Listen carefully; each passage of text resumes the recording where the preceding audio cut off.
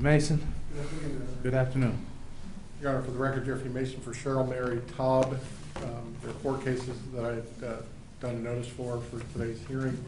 01-2013 CT3544A, 01-2013 CT3753A, 01-2015 CT1632A, and 01-2015 CT2955A.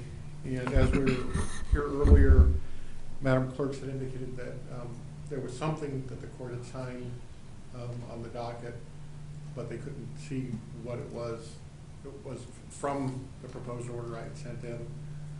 I would say to the court that as the motion stands as written, with the proposed order I had presented to your judicial assistant, the state has indicated to me that they don't object to this motion. And the motion is to have an expert, to provide you with the funds to have an expert evaluate Ms. Taub to determine whether she's competent for trial. No. Or to determine whether or not she can have the defense of...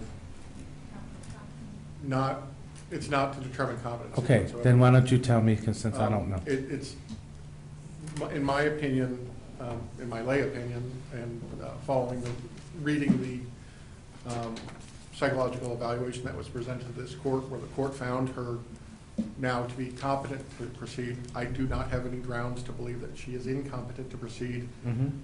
Her thought process, certainly as well obsessive, I don't have any grounds to think that she's incompetent to proceed. So then what's the motion for? The motion is so that we can prepare and potentially present a mental health defense at trial as to her knowledge at the time of the offense that her driver's license was suspended. Because at the time she got her driver's license suspension, she had been declared incompetent to proceed. I'm not a psychologist, nor did I evaluate her. And she got the citation for the driver license suspender revoked in the most present case, the 2015 CT2955A and the 2015 CT1632A. And then sometime 6 months later or so, she was evaluated again and then found to be competent to proceed. So my request would be for a psychologist to be appointed and funds to be allowed so that I can have that expert basically investigate whether or not they can make an opinion, and if they can, then present it as a trial. If they can't, then there's no real defense at trial. Well, first of all, she was already evaluated, found to be incompetent to proceed. Then we provided funds to allow her to be evaluated again, and she was found to be competent. And now we're going to expend another, I don't know how many dollars, but it's expensive to have her find a defense in this case.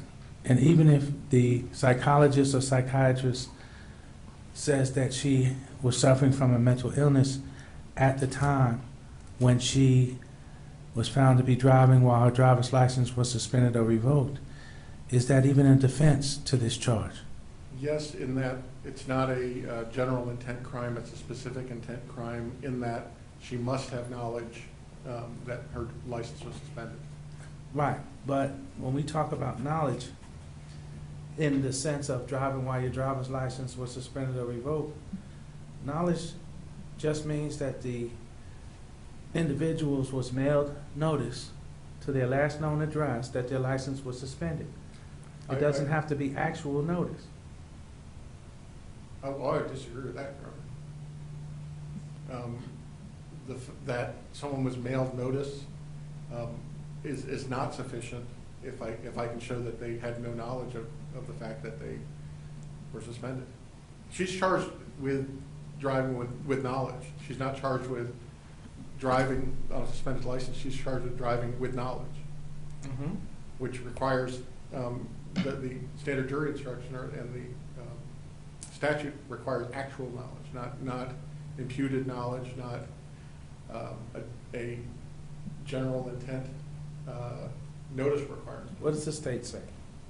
Your Honor, it's the state's position that the state believes that via the evidence that the defense counsel provided for this particular motion, that it states that she was aware of both the citation and the suspension in this case. And what are you referring to? Your Honor, in the defense's notice of intent to rely on the mental health defense other than insanity and a request for the appointment of defense mental health expert exhibit.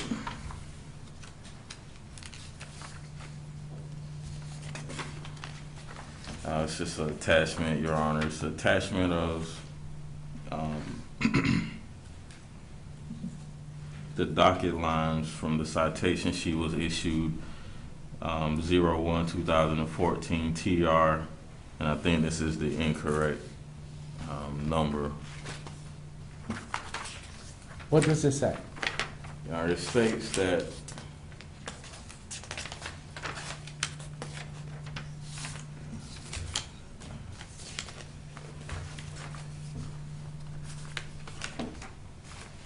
it has the docket list and it gives the dates, and it states that on August 6, 2014, Gina, and I'm pretty sure that's referencing the clerk, Gina received telephone call.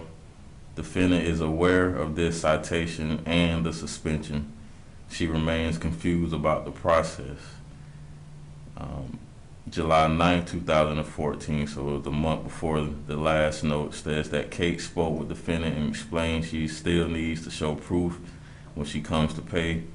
She explained to me she can't do that just yet, so I told her to come pay the ticket and then we can give her 30 more days to renew the tag. So it seems as though she was explaining over the phone how to handle this situation on July 9th. She went in on it, or called on August 6th, stating that she still didn't understand how to resolve it, but she was aware that the citation was out there and she was aware of the suspension. You know, it's the state's position that this particular note established that she had knowledge of the citation and had knowledge of the suspension. Additionally, this is only one citation that resulted in her driver license being suspended. She had an additional citation as well as a failure to appear that weren't cleared up by the time of this particular incident.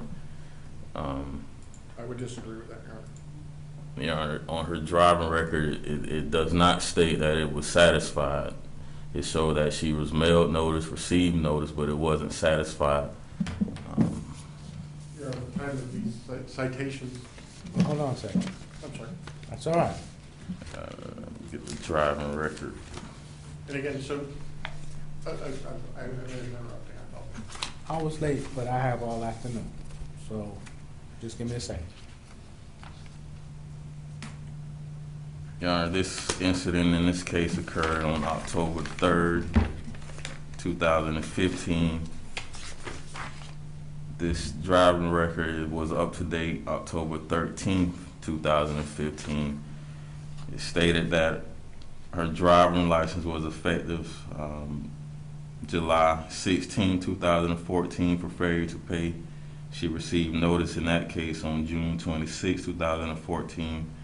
On July 27, 2015, she had another failure to repay, and she received notice in that case July 7, 2015. In August 25, 2015, she had a criminal failure to appear. She received notice of that suspension on August 5, 2015. So it's more than this one citation where she received notice that her driving license was canceled, suspended, or revoked. So it's the state's position that she was aware, she has knowledge.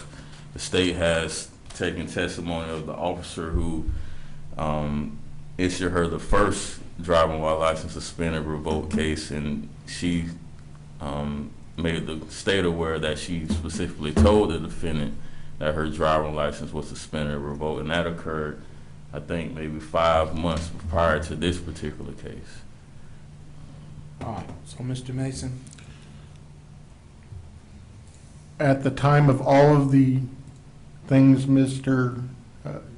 Zhu had just described, she had been found declared incompetent to proceed. So she received notice of her suspension from the DMV. She contacted the clerk, and she went down and paid the clerk, and she still remained confused. I'm asking the court, and if she was a hired client that came in with money and hired me, I absolutely would go forward with this theory of defense of mental health defense. And if the defense mental health expert said I can make an opinion, I would put him on, and that would go to the weight of the evidence for the jury to decide. The state says that, well, she got a failure to appear. It shows on the record she got a failure to appear suspension, but she was arrested and released, which cleared up that failure to appear suspension. She got arrested and was released prior to this citation, so that was no longer a cause of a suspension. What about all the other times and the officer telling her? Again, she was declared incompetent at that period of time, so she was driving around incompetent to proceed in court. I can't tell you whether or not, since I'm not a psychologist or psychiatrist, whether or not it rises to the level of her having knowledge or not. I don't know. When I read a psychological report, I can only go based on the opinions of the psychiatrist. My expert would likely go and review the evaluation, and since I'm asking for Dr. Kropp, he would probably review the actual questionnaires and different testing devices that Dr. Levin had used to find her incompetent, to see whether or not he could say, yes, she has problems in her thinking process. She would be confused, she wouldn't be confused. She would potentially not know that going down and paying the ticket at that point, as she was driving, was enough to get her license back. All right. Well, you know, and to say to the state, you don't have to prove knowledge, or that it's too expensive to do it.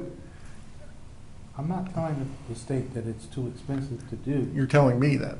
I'm telling you that because you were not her attorney when these other two evaluations took place. You were court appointed to represent Ms. Taub at the 11th hour, and I understand that.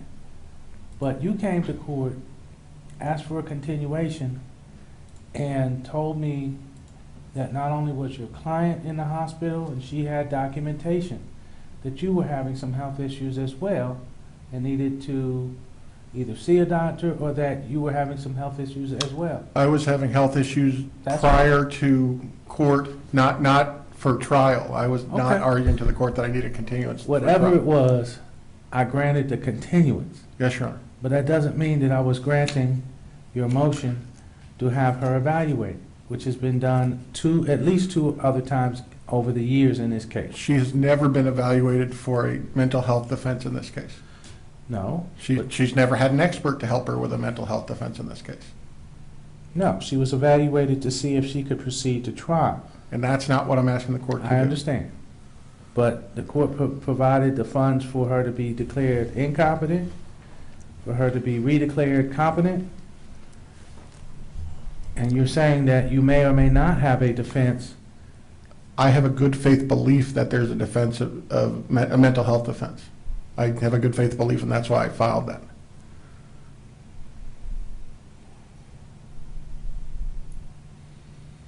I absolutely would not file it if I thought it was just colorable. I filed it because I have a good faith belief that.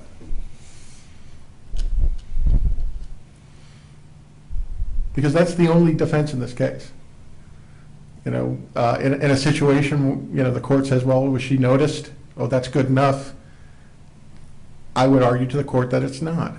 And actual knowledge is essential and an element. I don't think the state disagrees with that. I think the state just believes that the evidence would show to a jury that it's overwhelmingly proving that.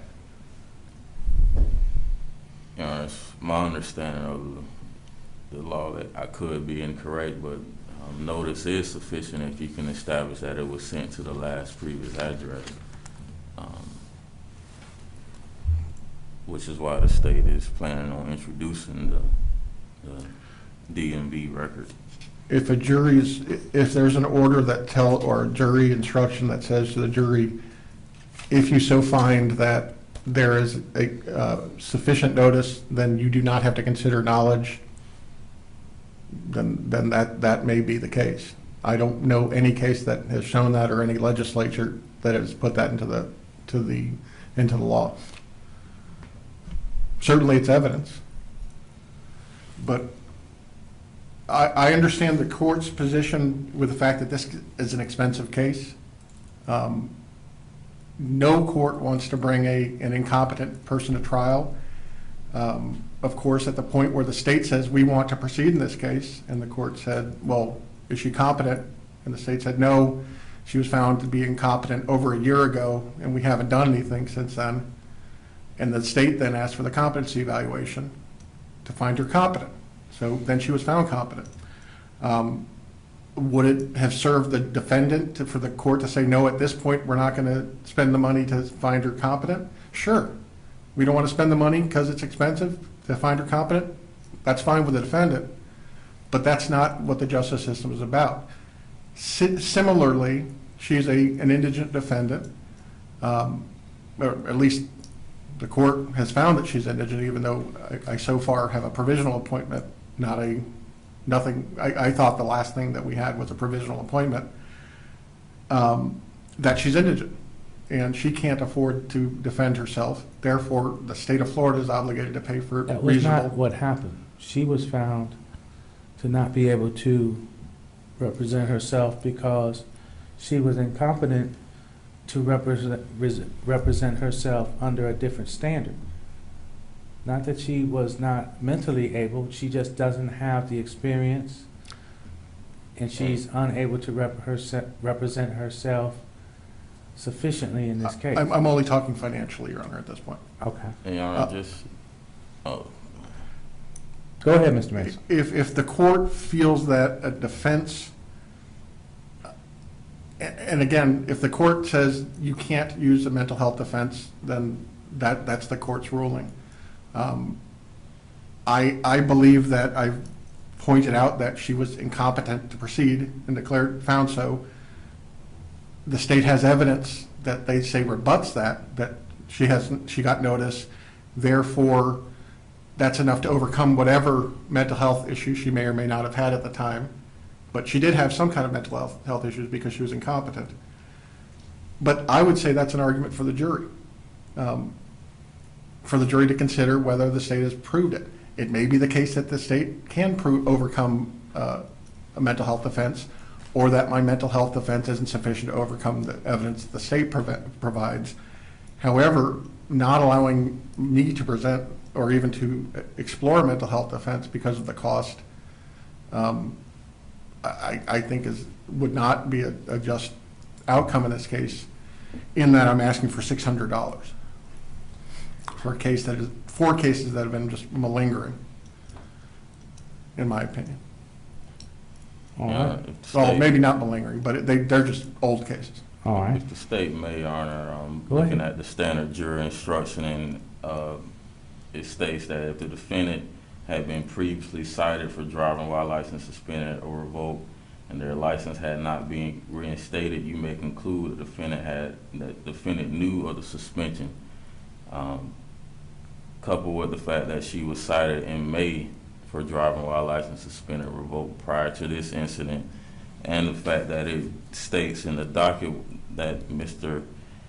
Mason is relying on that she was aware of the citation and the suspension, the state concludes that that is enough to prove knowledge in this case. Irregardless to a mental defense, she knew that she received a citation for driving while license suspended or revoked. That can't be disputed. She signed the citation, Your Honor. I would argue that a floridly psychotic individual, given any amount of notice, would not be able to be found guilty by a jury with a mental health defense saying that they were insane at the time of the offense. With a defense of they just couldn't understand what the heck was going on. And right now, we're only talking about the range of what defense I can present in terms of mental health defense. I can argue to the jury, gosh, she was incompetent at the time, but I don't think that I'm an expert and don't think that I can make that argument to the jury without a mental health expert testifying. But to say that there is no, and the mental health defense is a defense, an affirmative defense, where I would have to prove it. And that's what we would have to show to the jury. And what I'm saying is that even if you could prove that she had some mental defect at the time, that's still not a defense to this crime. The jury instructions that I'm going to give the jurors, If that's what the court rules, that's what the court rules. I disagree with that ruling, but I'm not the judge. I believe that a conclusion that a jury can make, you may conclude that given this, you may conclude knowledge.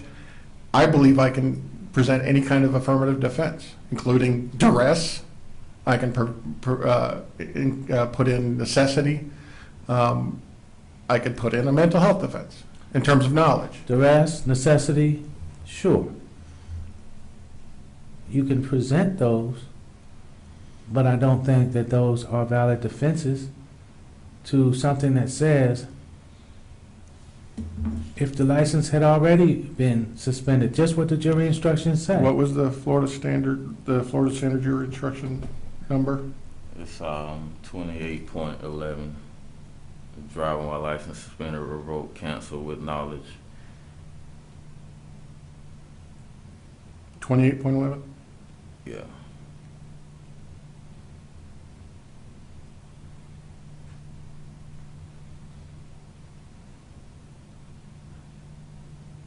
It also states if you find a defendant receive a traffic citation that contained a provision notifying that their license had been suspended, revoked, or canceled, you may conclude that the defendant knew of the suspension, revocation, or cancellation. And again, the may versus shall is certainly the difference in that in DUI cases, for example, when you have a presumption of guilt with over a point, whatever, it says you shall presume versus you may presume. And I would argue that may versus shall is a difference.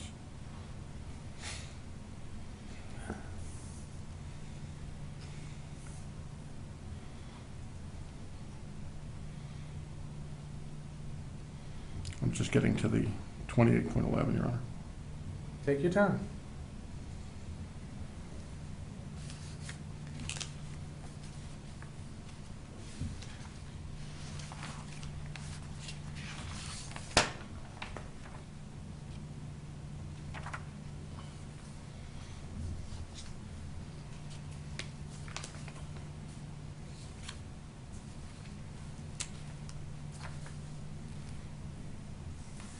Because I don't want to grant your motion and spend this time having her be evaluated, come back and you find out, A, you don't have a legitimate defense and the expert's not going to testify, or B, you think you do have a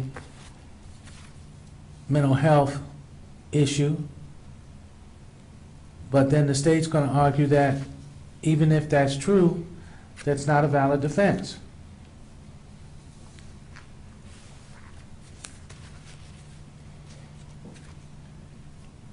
And I'm not just citing the jury instructions because I think that.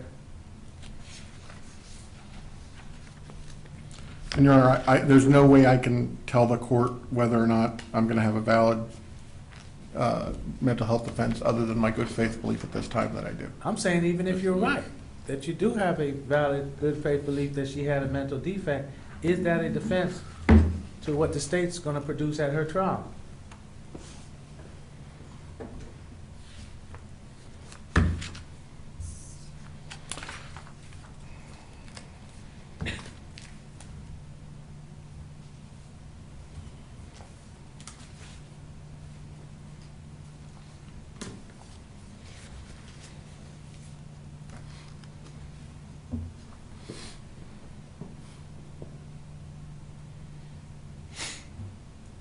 And how much more time is it gonna take us to actually have the trial? Well, I had Dr. Crop ready to go on Friday when I thought the court had granted the motion. So that's why, you set it for April 3rd or May 3rd, I think, for pretrial conference. And I thought I would be ready for that trial term.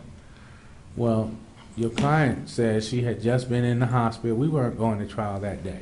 So let's not even act like we were going to trial. Your Honor, whether or not she had a valid trip to the hospital, I couldn't tell you other than what I presented to the court in the letter from the hospital. That's all I could tell the court based on what she gave me. She indicated that she had kidney stones and gave me proof that she did and some other medical issues from the hospital when she went.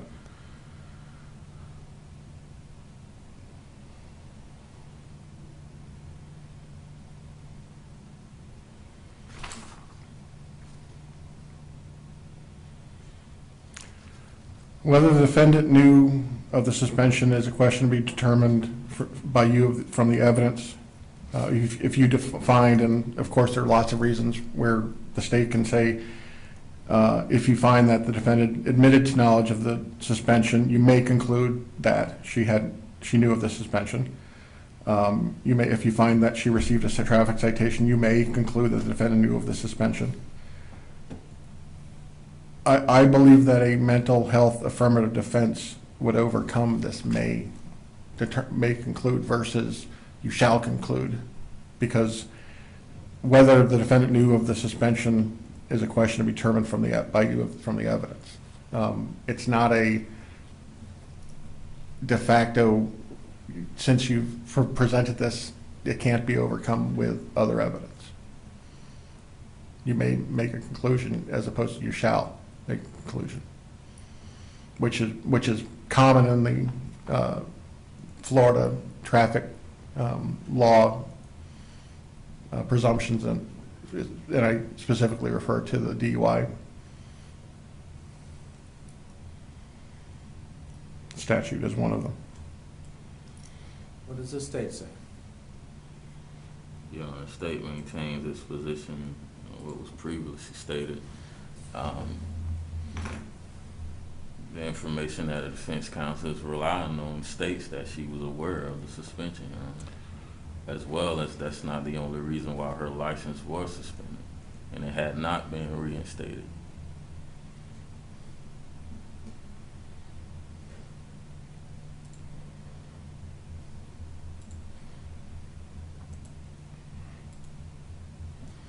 Your Honor has seen clients coming in, and I think the court has handled mental health court plenty of times where a person comes in, was told of something, and because of their mental health issues, doesn't get it. I can't tell you if Ms.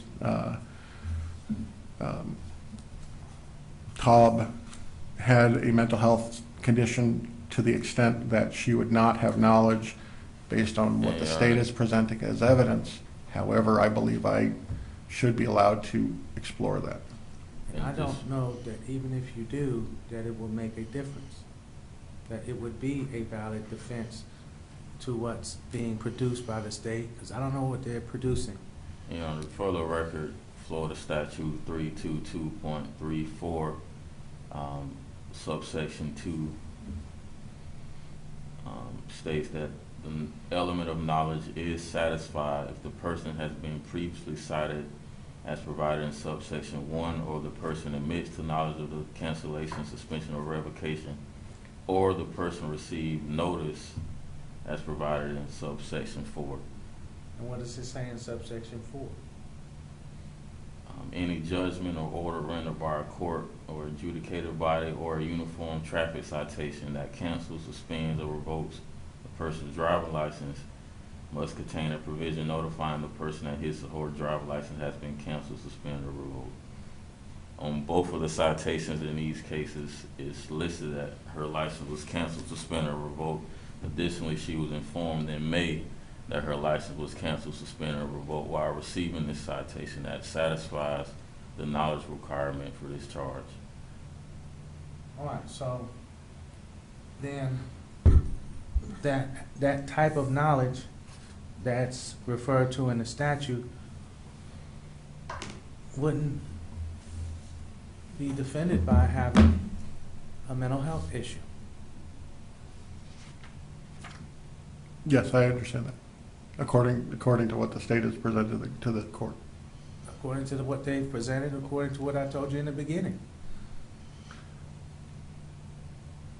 Knowledge is what the statute says it is. Yes, Your Honor. The court's going to deny your motion for the expenditure of these funds to have Ms. Taub evaluated for a possible mental health defense. So can we schedule Ms. Taub for trial? She's already scheduled for trial, Your Honor. She's scheduled for a pretrial conference on, I think, May 3rd. All right, so let's leave Ms. Taub on pretrial conference docket. We'll try this as soon as we can. Anything else?